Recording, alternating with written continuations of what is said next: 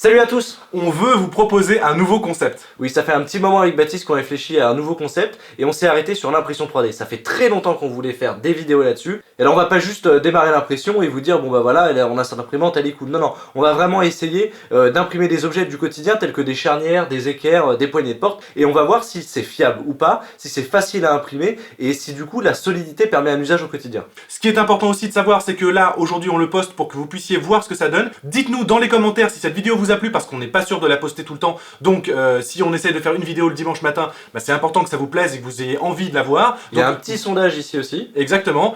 On vous laisse avec la vidéo, on espère que ça va vous plaire parce que nous, ça nous plaît beaucoup ce petit format. On a mis du temps à réfléchir dessus, même s'il est très simple, mais on y tient beaucoup. On vous embrasse et bon visionnage.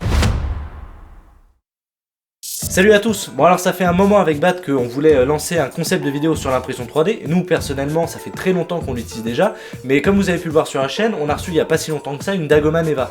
Donc elle a l'avantage d'être très simple à utiliser. Et ensuite on s'est mis à réfléchir à un format de vidéo qu'on pouvait vous proposer et on a abouti à ça. C'est-à-dire on va imprimer ensemble des pièces qui vont être utilisables au quotidien pour vous et même pour nous dans l'atelier et on va voir ensemble avec un protocole de test si c'est fiable ou pas. Donc c'est parti, on va décoller cette première pièce qui est donc une équerre d'étagère. On va voir ce que ça donne. Oh, ça se décolle bien. Bon bah là clairement hein, c'est vraiment pas une pièce qui est compliquée puisqu'il n'y a vraiment aucun bridging. Donc le bridging c'est les petits ponts que ça fait. Donc là sur les trous c'est vraiment propre.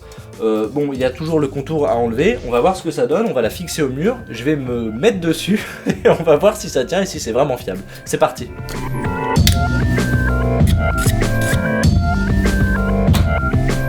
Bon alors l'intérêt de ce petit contour, c'est pour que l'impression accroche bien au plateau. Du coup bon c'est chiant à enlever, mais ça permet d'assurer une bonne qualité d'impression. Donc déjà ce que je peux vous dire et que je remarque en premier et qui peut être un défaut sur cette pièce, c'est que le trou et la taille des trous qui sont prévus pour passer les vis sont pas très grands. Donc une vis comme celle-ci à tête ronde, elle ne passe pas. Alors que des vis plus fines et du coup plus courtes et qui évidemment prennent moins dans le mur sur lequel ça va être posé, et bah elle passe. Donc on peut pas mettre des vis très puissantes. On va voir ce que ça donne sur la solidité une fois fixée.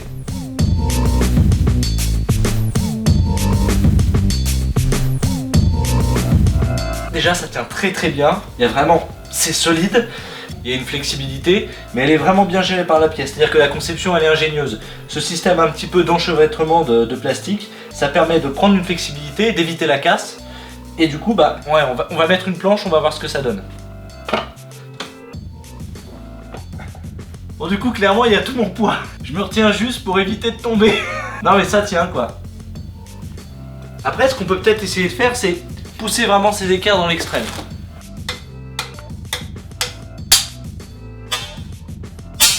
Évidemment je m'en doutais, le test du marteau ça n'a pas du tout marché. C'est un poids qui arrive d'un coup, qui est très sec.